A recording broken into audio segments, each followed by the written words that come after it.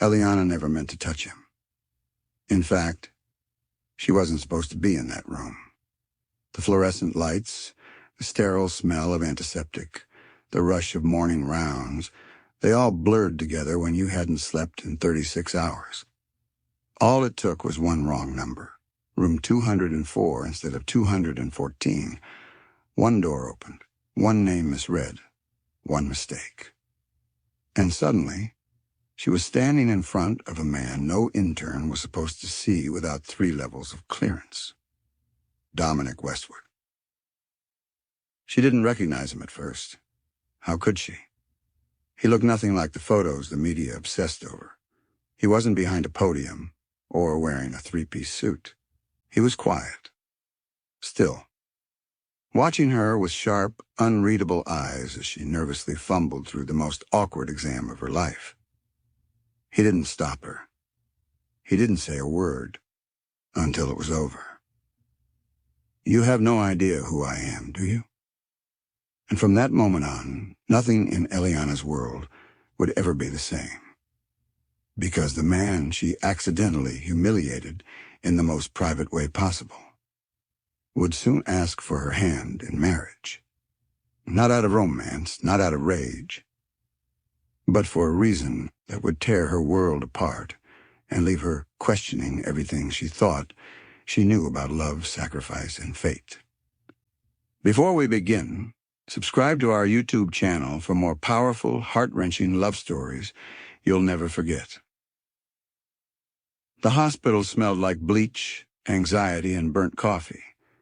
3 things Eliana Carter had grown used to during her internship at St. Agatha Memorial. But none of that comforted her this morning. Her fingers trembled slightly as she adjusted her ID badge and clutched the clipboard like it was a lifeline. She had only slept for 2 hours the night before. Her phone's alarm had gone off while she was still in the middle of a dream she couldn't remember. But exhaustion wasn't new. Neither was self-doubt. She'd made it to the 3rd week of rotations, and yet every day still felt like a test she was about to fail. "Miss Carter," said Dr. Helen Shaw, the urology attending on duty. "You're doing the 9 a.m. check on Mr. Weston in room 214. Standard pre-op." "Yes, ma'am," Eliana replied, nodding quickly. Dr. Shaw walked off, already shouting orders at a nurse down the hall. Eliana took a breath and glanced down at the chart in her hands. She blinked. D. Weston, room 204. She was sure Dr. Shaw had said 214, but she had written 204. Her handwriting, a frantic scrawl from a rushed morning, offered no clues. Her heart hammered. She didn't want to mess up. Not again.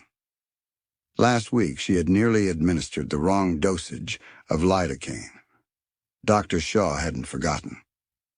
"I'm going with the chart," Eliana whispered, swallowing her fear.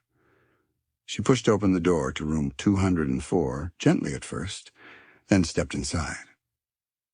The room was dim, with curtains drawn to block out the bright morning sun. A man sat upright on the bed, dressed in a black robe instead of a hospital gown. His dark hair was slicked back, but slightly damp, like he had just showered. A book lay on his lap, something thick and leather-bound. His posture was too relaxed for a patient. His face, however, was striking. Sharp jawline, pale skin, and eyes that seemed too calculating for someone recovering from anything. Eliana hesitated, her fingers tightening around the clipboard. "Good morning, Mr. Weston. I'm Eliana Carter, a medical intern. I'm here to do your urological pre-op exam." He looked up slowly, folding the corner of his book page before placing it on the nightstand. "You're not supposed to be here," he said flatly. I'm assigned to your case. Room 204, D. Weston." A slow smirk tugged at the corner of his mouth. "Then by all means, Miss Carter, proceed." There was something unsettling about his calm, something she couldn't read. She turned to her chart. She had done this before. Standard urology check. Routine. Textbook. She put on gloves, adjusted her stethoscope, and moved into position. But her hands weren't steady, not because she was nervous, well, not entirely. Something was wrong. She could feel it in her gut. The man didn't ask any questions and didn't flinch. Didn't even seem confused about what was about to happen. Halfway through the exam, she caught him watching her. Not in a lewd way, but like he was studying her reactions. And then he said something that stopped her cold. "You're new to this. First year?" She froze. "Yes," she replied cautiously. His lips parted slightly, and for a moment he looked amused. You have no idea who I am, do you?" Eliana frowned. "I'm sorry?" He leaned back against the pillows. "Go ahead and finish. We'll talk after." Her heart thudded. She'd finished the exam in silence, her face burning, unsure whether from the nature of the procedure or the strange tension in the room. She disposed of her gloves, wrote a few notes on her clipboard, and turned to excuse herself. "You're thorough," he said suddenly.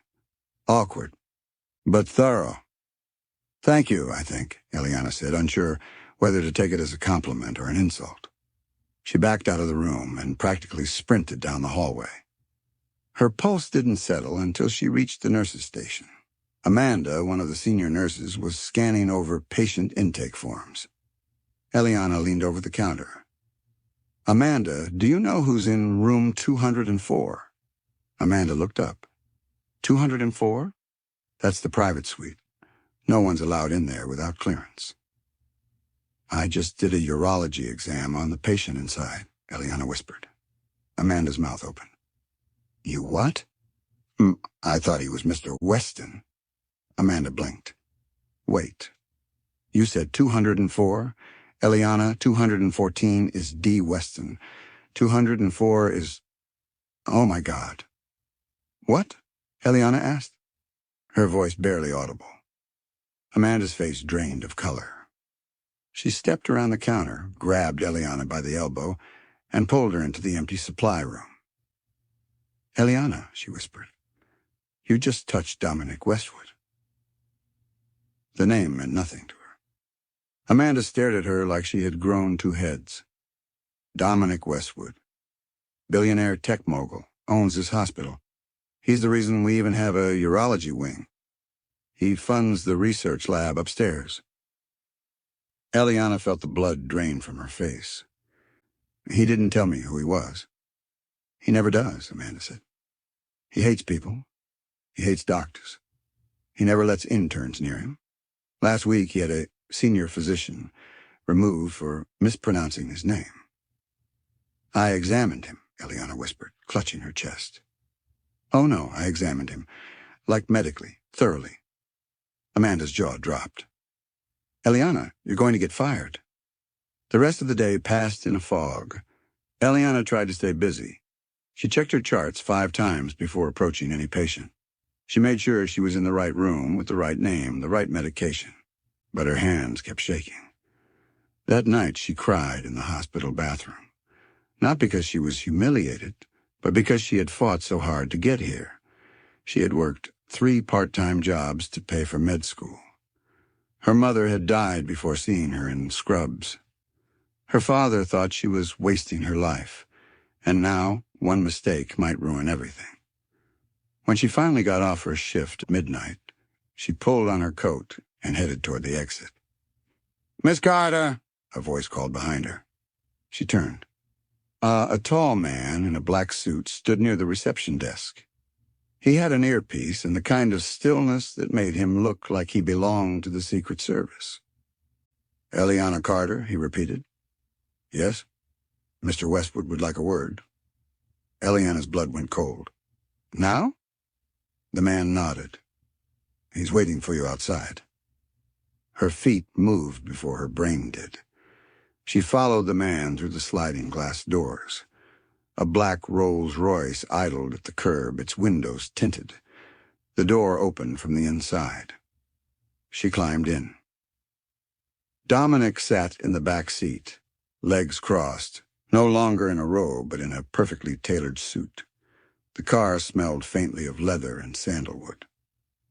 I trust your shift is over, he said, his voice calm, almost amused. Yes. Mr. Westwood, I am so sorry. I had no idea. Stop. She froze.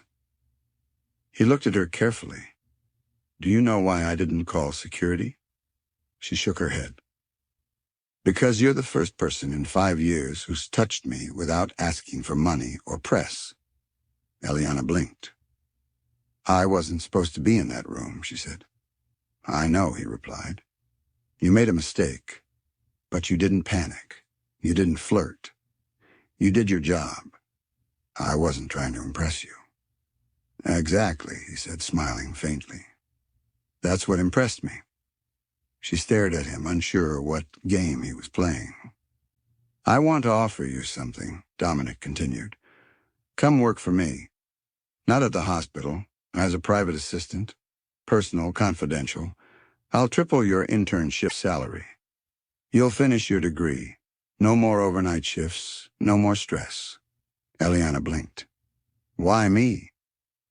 Because I trust you. You don't even know me. I know enough. Her throat tightened. And what if I say no? Then we pretend today never happened.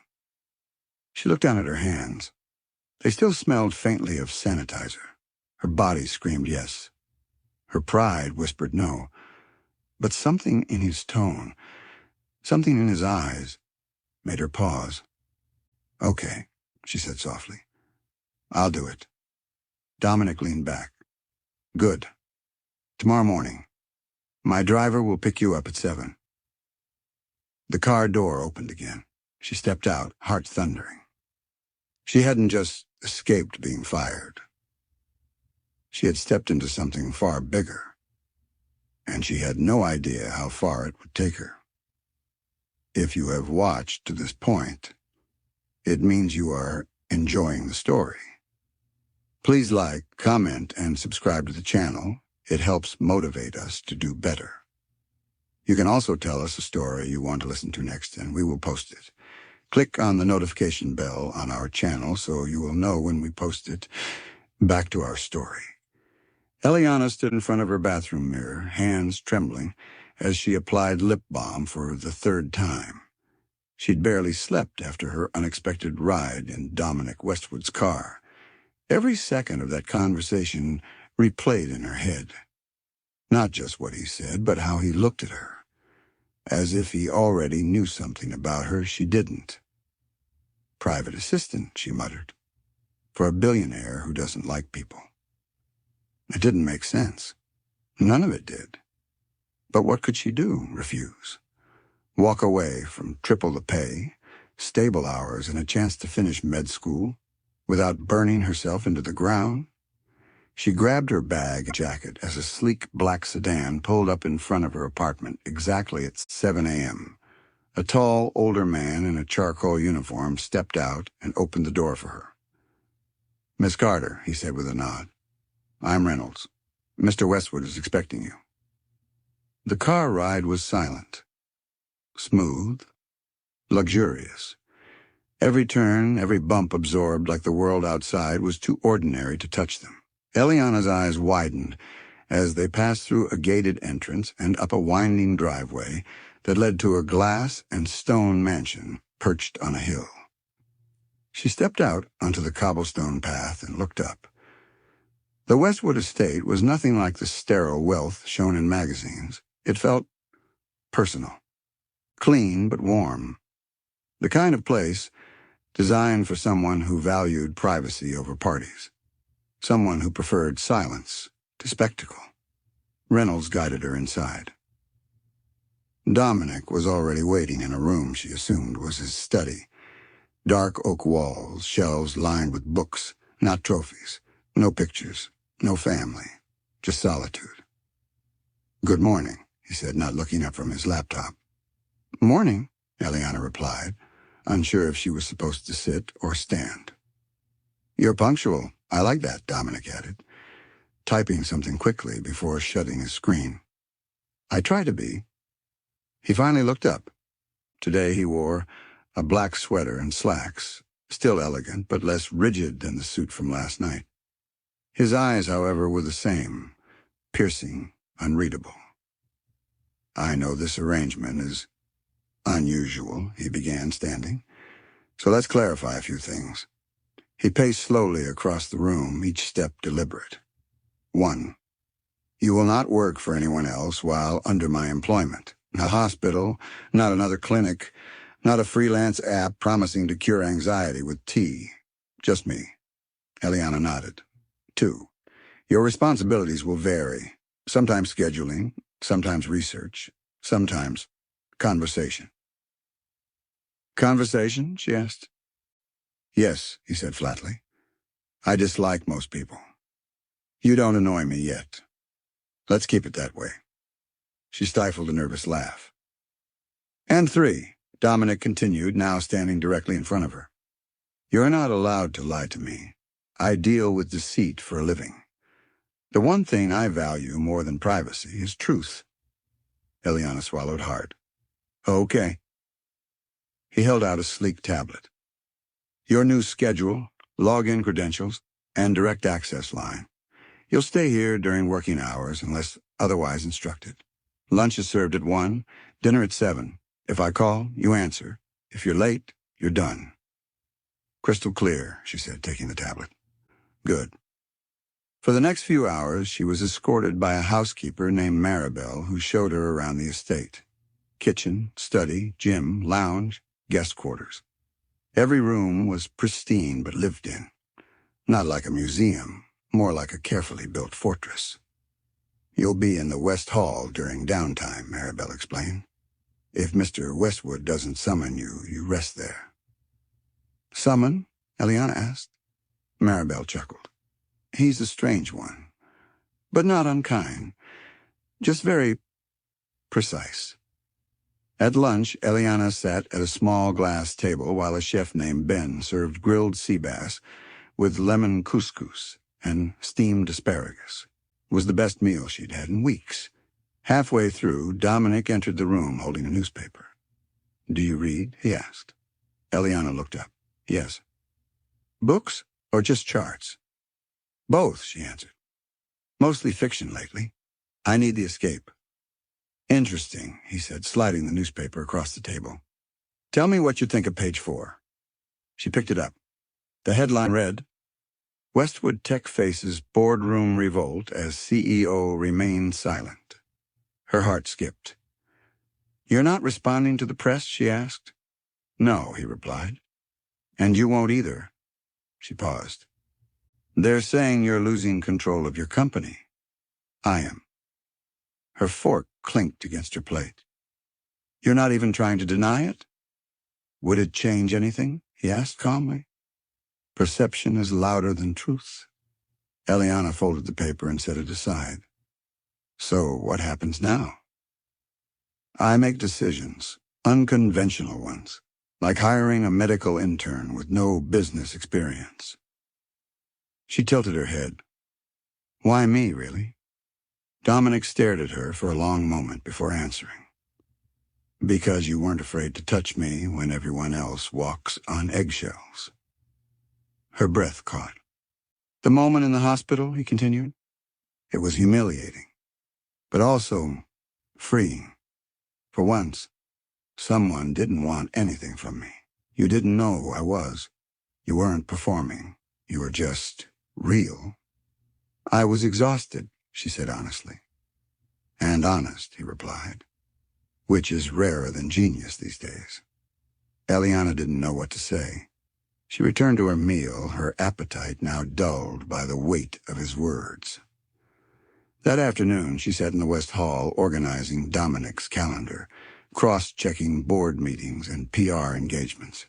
Everything was color-coded and tightly packed, except there were no birthdays, no vacations, no visits, no family. Dominic Westwood's life was a fortress built on discipline and loneliness. Around 4 p.m., she heard a soft knock on the door. It was Dominic. "Come with me." She followed him up a narrow staircase to what looked like a private rooftop garden. It overlooked the city. The view stretched miles, skyscrapers glowing gold in the late sunlight. He walked to a stone bench and sat.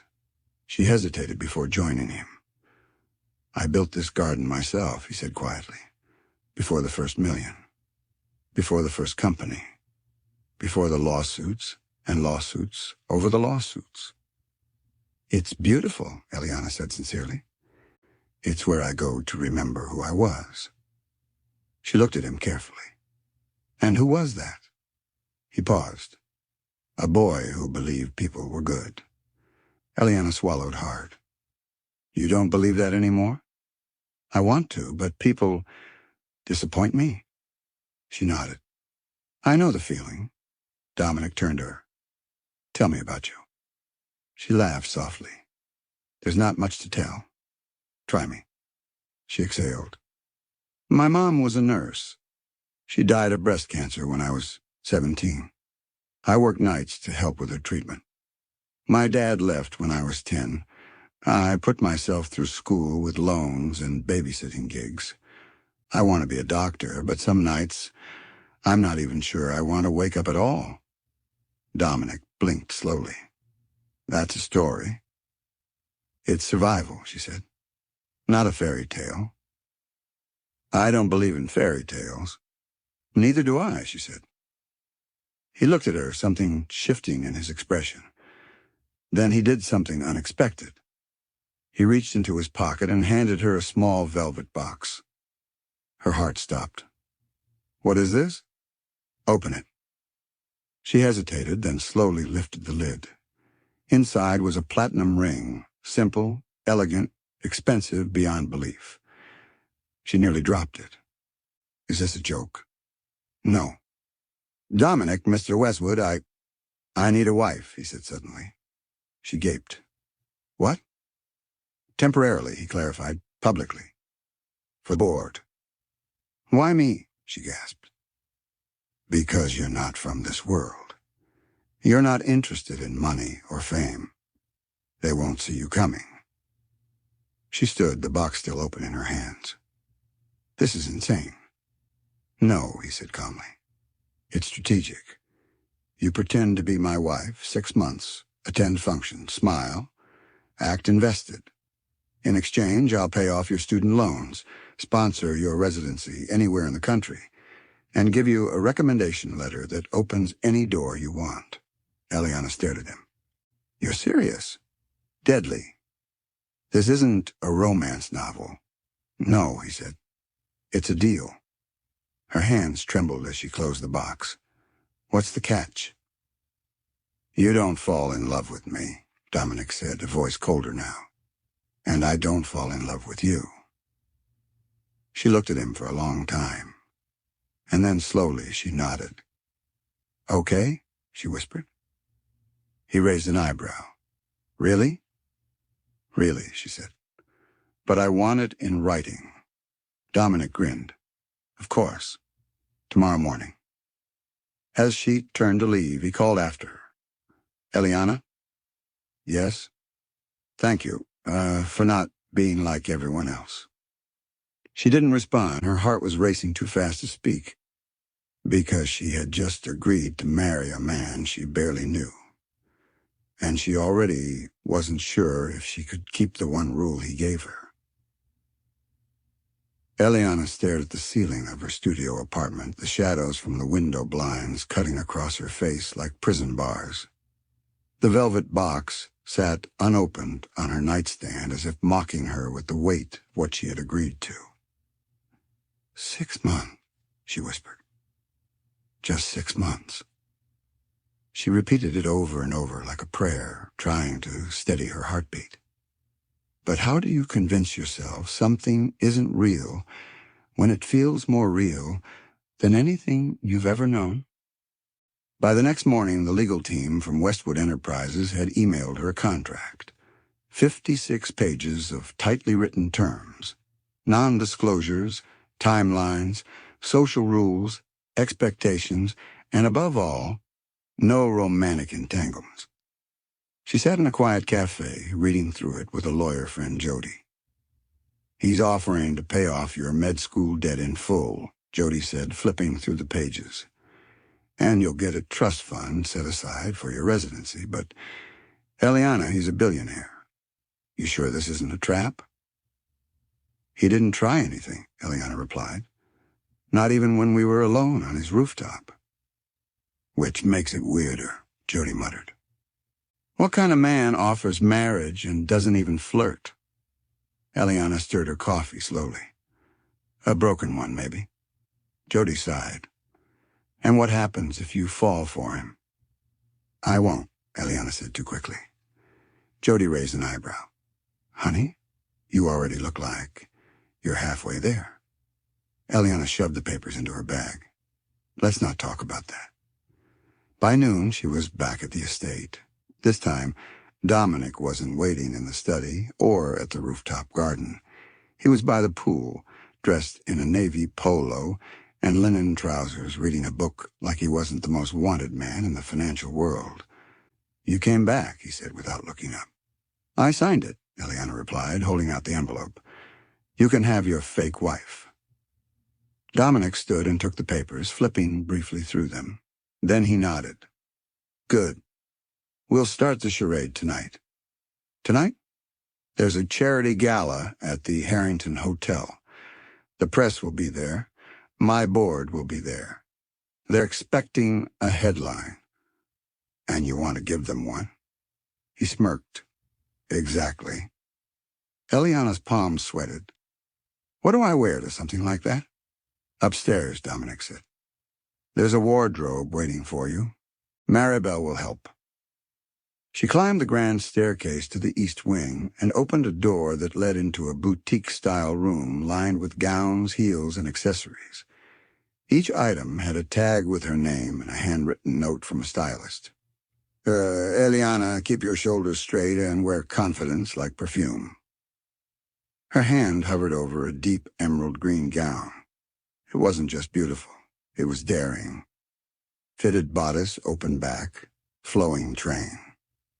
As she dressed, Maribel helped zip her up and clipped a pair of diamond earrings to her lobes. You look like someone who belongs in this life, Maribel whispered, smiling. I don't, Eliana replied. Neither did he, Maribel said quietly, then left the room.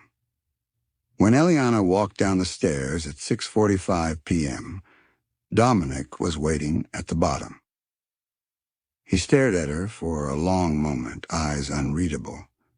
You're late, he said. It's 15 minutes early, she replied. He stepped forward, adjusted a strand of hair behind her ear, and whispered, and still worth the wait.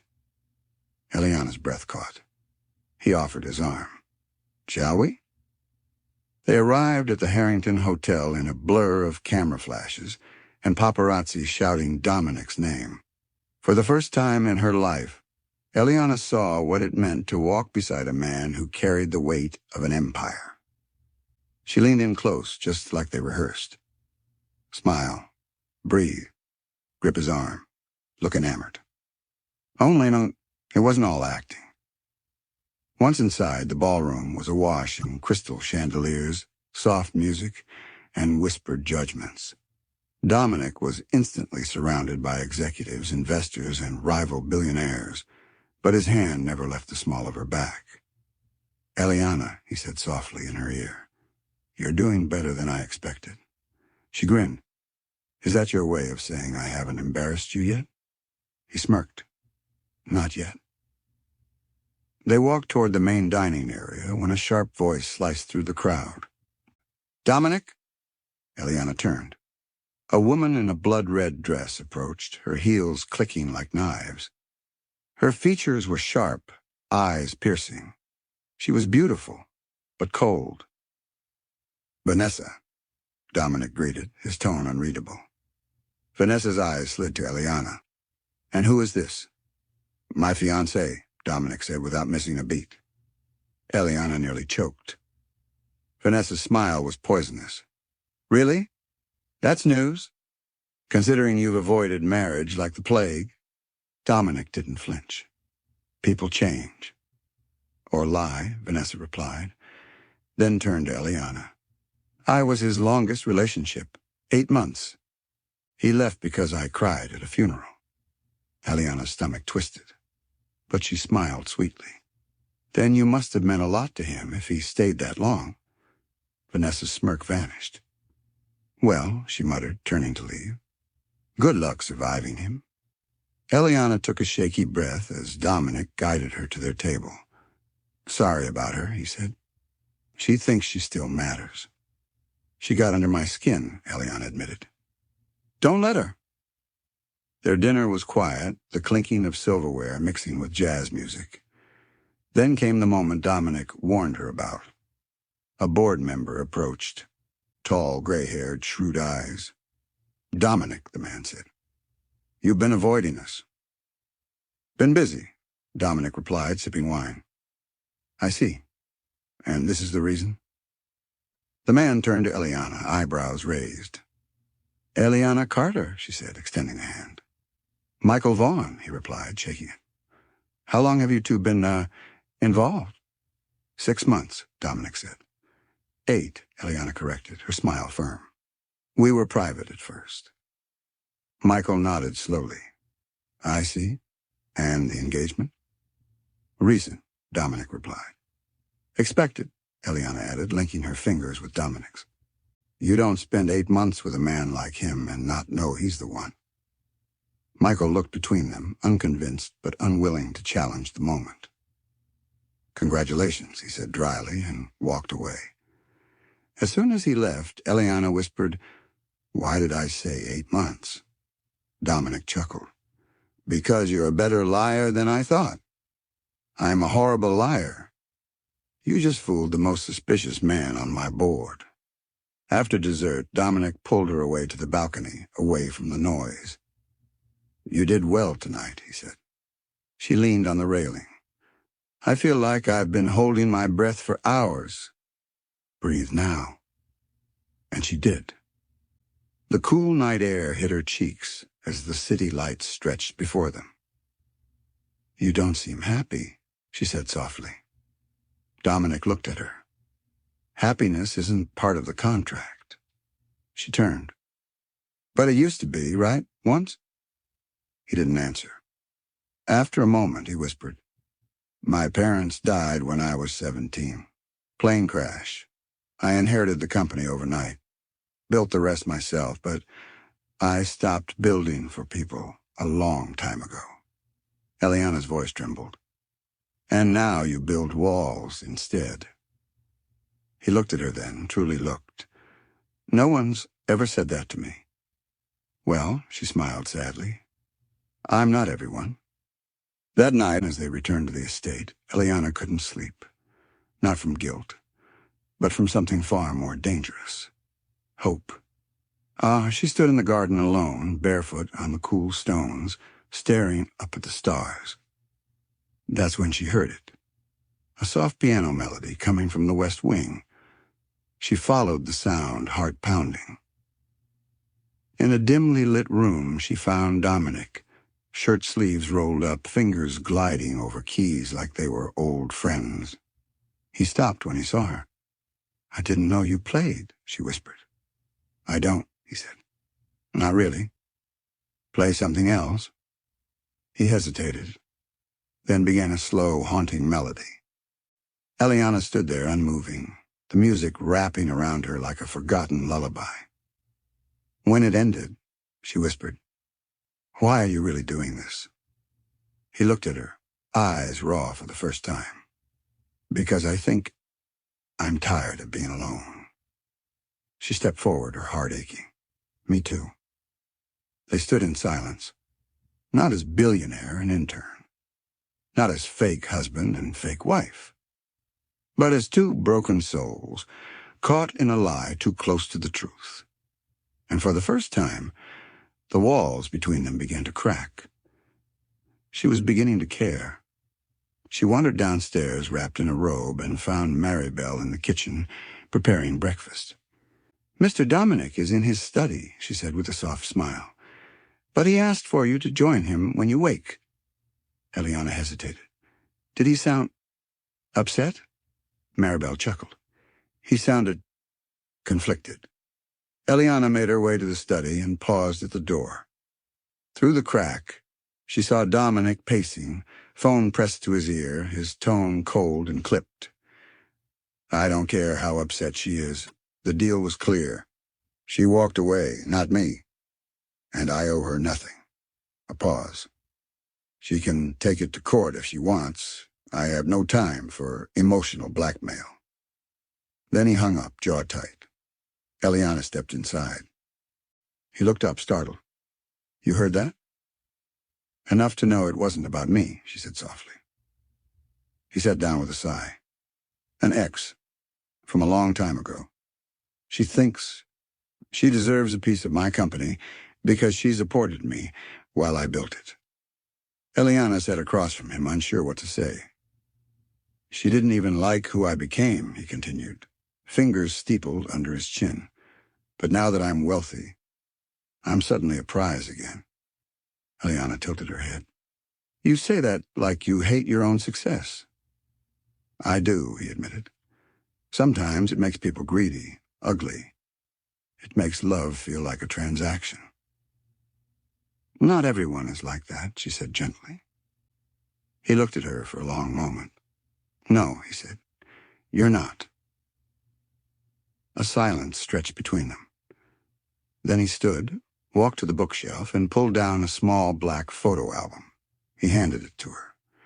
Inside were pictures of a different Dominic, barefoot on a beach as a boy, arms slung around friends at school, building models with glue-stained hands. He smiled in every photo.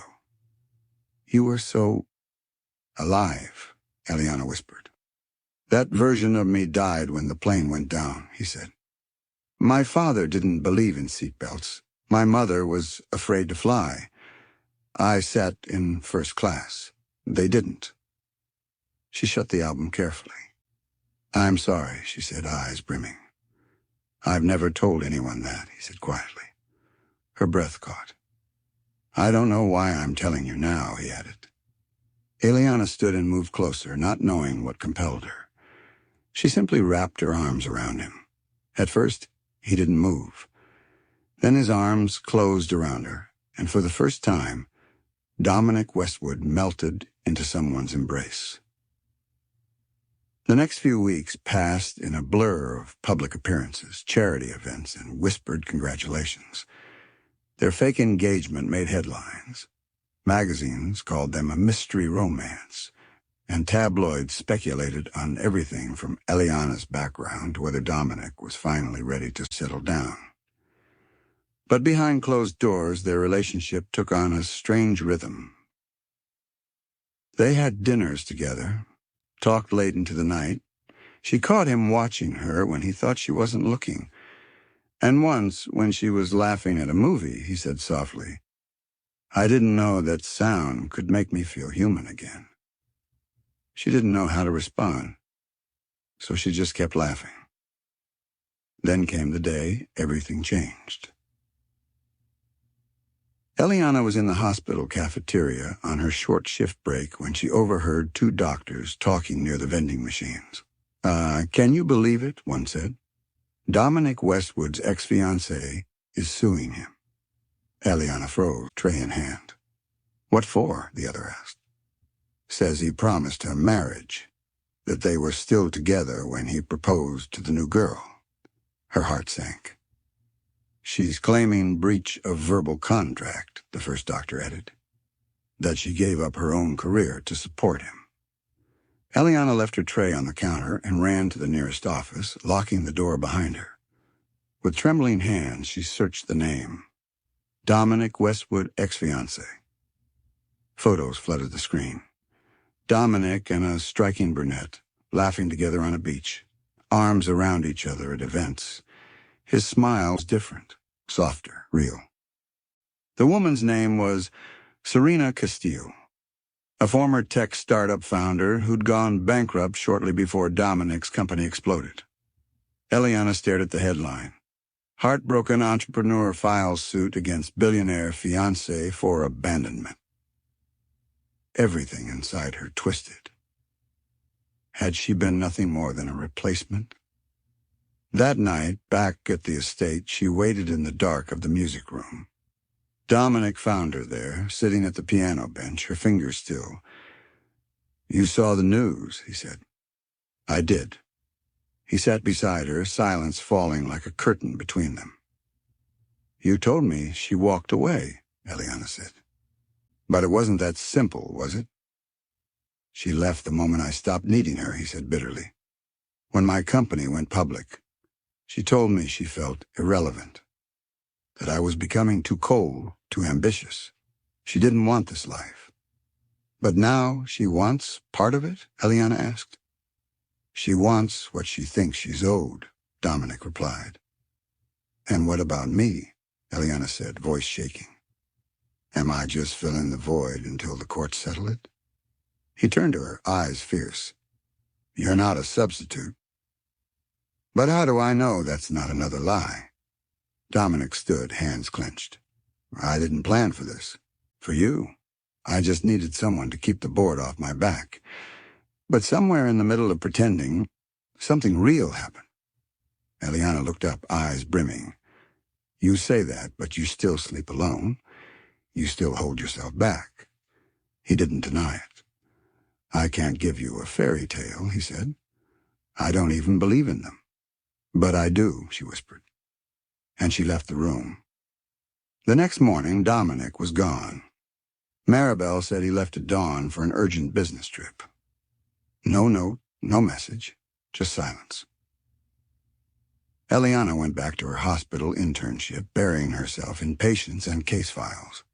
But everything felt heavier. That afternoon, she was reviewing patient charts when her supervisor called her into his office. "You've been requested," he said, "for a private consult." "Who?" she asked, confused. "Room 8C, he replied. "Didn't leave a name. Said you'd understand." Eliana entered the room and froze. Dominic was lying on the hospital bed, shirt unbuttoned, an IV in his arm. "What happened?" she asked, rushing to his side. "Fainted during a meeting," the nurse explained. "Low blood pressure, stress, possible arrhythmia. He insisted you be called instead of another attending." Eliana knelt beside him. "Dominic, what are you doing?" His eyes fluttered open. "Eliana, why didn't you take care of yourself?" He gave a weak smile. "Didn't know how. Until you." Tears welled in her eyes. "I don't care about the contract," she whispered. "I don't care about the money. But you need to stop hiding from your pain. From me." "I'm not," he rasped. "Not anymore." He reached under the blanket and pulled something out. A small envelope. Inside was a photograph, one she had never seen. It was her.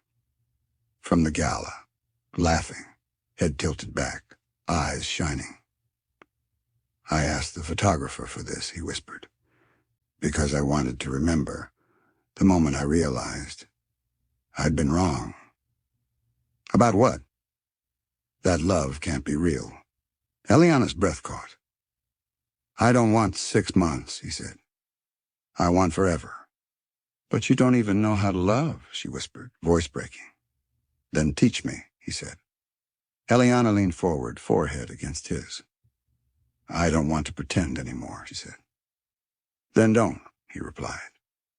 They sat there in silence, two broken pieces, finally daring to believe they could make something whole. Dominic was discharged 2 days later. Eliana stayed with him at the estate, no longer because of the contract, but because she couldn't bear the thought of leaving. He changed. Not overnight, but noticeably. He canceled several public appearances, took walks with her in the garden, showed her the model airplanes he still kept in his private room, smiled more. And one morning she woke up to find a small box on her pillow. Inside wasn't a diamond ring. It was a paper ring, folded delicately. A note sat beside it. No lies, no contracts, just us. She walked into the hall, found him waiting, coffee in hand. "You made this?" she asked, holding up the ring. I wanted our story to start with truth, he said, not transactions. Eliana stepped forward and wrapped her arms around his waist. He rested his chin on her head. They stood like that for a long time, silent vows exchanged without a single word. And this time neither of them was pretending. The scent of fresh lilies wafted through the halls of Westward Estate that morning. The sun cut through the tall windows, casting golden patches on the marble floor. Eliana walked barefoot into the living room, humming softly, feeling a sense of peace she hadn't known in years. Dominic was still asleep upstairs, recovering slowly but stronger each day. The night before, he had kissed her for the first time. Not with urgency, but with reverence, as if he'd waited a lifetime. And now, for the first time, Eliana believed love could grow from even the most unlikely place. Then the doorbell rang. She frowned. The staff never used it, and deliveries went to the side entrance. She opened it cautiously. Standing on the porch was a woman, mid-30s, stylish yet modest, with tired eyes and a familiar curve to her jaw. "Eliana Garcia," the woman asked, voice calm. "Yes." "I'm looking for my brother." Eliana blinked. "I'm sorry?" "My brother. You knew him in Houston. His name was Luis Garcia." Her stomach dropped. She hadn't heard that name in over 3 years. "I'm Rosa," the woman continued. "Luis was my only sibling. I was told you might know what happened to him." Eliana's mouth went dry. Her hands trembled on the door handle. "I think you should come in," she said faintly. They sat in the sunroom, and Rosa stared out the window at the blooming roses. "He used to send me letters," she said softly. "Then one day, nothing. The authorities said he just disappeared." Eliana closed her eyes, memories flooding her. Luis. The only man who had ever stood by her when their world collapsed. He was her cousin, but more than that, her guardian, her best friend. They had moved to the city together after her parents died. He worked 2 jobs to support her education, sleeping on couches, skipping meals. But then the accident happened. A gang shooting. Wrong place, wrong time. Luis was shot in the alley near their apartment building. He bled out in her arms. Eliana couldn't speak about it for a year. She buried it, along with the guilt that she had survived and he hadn't. "I was with him," Eliana whispered now, tears brimming. "That night, I was supposed to meet him earlier, but I got caught up at the clinic. By the time I got there," she broke off. "I'm so sorry." Rosa reached over and took her hand. "I needed to know, and I'm glad he wasn't alone." Eliana nodded, breathing heavily. "But that's not the only reason I came," Rosa said after a long pause. Eliana looked up confused. "I saw your picture in the papers, with Dominic Westwood." Her spine straightened. Rosa continued, "And I thought, you have no idea, do you?" "About what?" She reached into her bag and pulled out a worn, folded letter. Eliana opened it slowly. The handwriting was unmistakable. Luis's. "Dear Rosa," it read. "If anything happens to me, promise you'll find her. She deserves more than what I've given her. And she deserves the truth about her father." Eliana's heart pounded. "What is this?" she breathed. "My brother left me clues," Rosa said. "He wanted to tell you something, but didn't know how. He was scared." Eliana stared at the letter again. There were several dates mentioned, and one name that stopped her cold. Ethan Kingsley. "Who is Ethan Kingsley?" she asked. Rosa hesitated. "A former CEO, pharmaceutical magnate, and—" She lowered her voice. "Dominic Westwood's godfather." Eliana reeled back. "No, that's not possible." "He's your biological father, Eliana." The words struck like a thunderclap. Eliana stood, nearly losing her balance. "My father died when I was 5. He was a mechanic. He raised you, yes. But your mother, before she married him, was involved with Ethan. They had a child in secret, you. No, Eliana whispered. This isn't real. Rosa pulled out a photograph. It showed a young woman, Eliana's mother, holding hands with a tall man in a suit.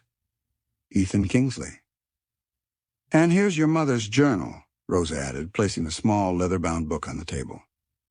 Eliana stared at it for a long time, hands trembling as she opened the first page.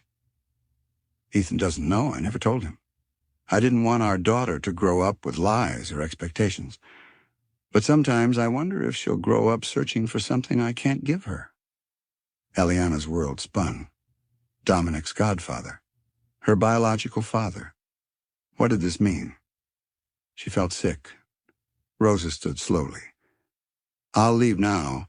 I thought you had the right to know. I've kept this for years. But when I saw you beside him, I knew I couldn't stay silent anymore. After Rosa left, Eliana sat still for over an hour, the journal open in her lap, the words bleeding into her soul. When Dominic returned later that night, he found her on the edge of the bed, eyes swollen from crying. He knelt in front of her. What happened? He asked gently. She held up the photograph. Do you know who this is? He frowned. Yes, Ethan Kingsley. My father's best friend. My mentor. And mine, she whispered. He blinked. What? My father, she said again, a voice hollow. Ethan Kingsley is my biological father. My mother never told him. But I have proof. Letters, journals. Dominic stood slowly, taking a step back. Eliana, I didn't know, she said, panic rising. But now I do, and I don't know what this means for us. His expression darkened. You know what the board will say if this comes out? That you manipulated your way in. That you knew the connection. I didn't, but they won't believe that. She stood. Do you? He hesitated. And in that pause, Eliana felt something inside her crack. You think I lied, she said, voice trembling. You think I planned this? I don't know what to think, he admitted. It's too much, too fast. And yet, when you asked me to pretend to be your fiancé in front of the whole world, I didn't blink. I protected you. I stood by you. I loved you. He looked down. Eliana. No, she said, a voice breaking. Don't say anything. Because whatever we had, whatever this was, it was real to me. She picked up the journal and walked out the door. The next few days were silent. Eliana returned to her small apartment near the hospital. She avoided headlines, turned off her phone, but the ache didn't go away. She missed him, missed his laugh, his quiet strength, the way he watched her when she didn't know. But most of all, she missed who she was when she was with him, strong, brave, hopeful. She had to reclaim that. So she took the journal and went to the city library. She traced Ethan Kingsley's history, learned about his rise, his fall, his sudden retirement. No children, no heir. But something else stood out. A foundation he'd built under a pseudonym, the E.G. Trust. E.G. Eliana Garcia? She followed the trail and found something shocking. The trust had been funding scholarships for years for students from her neighborhood. One of them had been Luis. Her cousin had known, and he'd made sure she had every chance possible. She wept in the quiet of the archive room, the puzzle pieces finally falling into place. And still, there was one more thing left to do. Face Dominic. Late one evening, she returned to Westwood Estate. Maribel opened the door, gasping with joy. Miss Eliana. Is he here? She asked softly. He's been miserable, Maribel whispered. Sits in his father's old office. Doesn't speak to anyone. Eliana entered quietly. Dominic was at the desk, staring at a photograph of his parents. "I'm not here to ask for anything," she said from the doorway. "I just wanted to tell you. I forgive you." He turned, startled. "And I love you," she added. "Even if you don't trust me. Even if the world thinks I don't belong beside you, I do." Dominic stood slowly, eyes locked on hers. "I was a coward," he said. "I got scared. But not of you. Of losing control." She took a step forward. "I was wrong to doubt you," he continued. "You've never asked me for anything. You've only ever given." He walked toward her. "You made me human again, Eliana." They stood face to face. "And I realized," he whispered, "I don't care what the world thinks. I just want you." Her heart raced. "I don't need another contract," he said. "Or a fake ring." He reached into his pocket and pulled out a velvet box. Inside was a simple, elegant diamond. "This time it's real," he said. "Will you marry me? Not because the board wants it, not because it's convenient, but because I can't imagine my life without you." Tears spilled down her cheeks. "Yes," she whispered. And he kissed her, not with fear, but with fire. This was no longer a story about lies or accidents or contracts. This was love. True, imperfect, powerful love. And it had only just begun. Eliana sat in her apartment, the letter from Luis crumpled in her hands. Her mind swirled with confusion, disbelief, and a deep sense of betrayal. Ethan Kingsley, Dominic's godfather, was her father. The truth was undeniable, but how could she process it? She had always thought of herself as an orphan, raised by a man she had believed was her father. But this new reality was a tangled mess of secrets and lies. The doorbell rang, snapping her out of her thoughts. With a heavy heart, she opened the door. Dominic stood there, his face soft with concern. "Eliana, we need to talk." She stepped aside to let him in, her mind still racing. "About what?" she asked, trying to mask the turmoil inside her. He frowned, stepping closer. "I know things have been tense between us, but I can't stand seeing you like this. What's going on? I know you're hiding something from me." She took a deep breath. It's about my father. The one I thought was mine." Dominic's brow furrowed. "What do you mean?" "Eliana," she continued, voice trembling, "I found out the truth. The man I've always called my father isn't my biological father. Ethan Kingsley is." The room felt colder as the words hung between them. Dominic's eyes widened in shock. "Kingsley? That's impossible," he said, shaking his head. "He's my godfather, but—" "I know," Eliana interrupted, wiping a tear from her cheek. "And I thought it was impossible, too. But Luis, he knew. He wrote to his sister Rosa. He knew everything." Dominic stepped back, his hands rubbing his face. "This doesn't make sense. Why didn't anyone tell you? Why would your mother keep this from you?" "I don't know," she said, voice breaking. "But it changes everything." Dominic took a step toward her, his expression softening. "No, it doesn't. Not for me. It doesn't change how I feel about you, Eliana. I love you. I always have." Eliana looked at him, her heart heavy with uncertainty. "You say that now, but what about the world? What about your family? The board? What will they say when they find out about my connection to Kingsley?" "I don't care what they say," he replied firmly. "I care about you. And that's all that matters. You and me. Together." Eliana searched his eyes, wondering if he truly understood the depth of the situation. "You don't understand.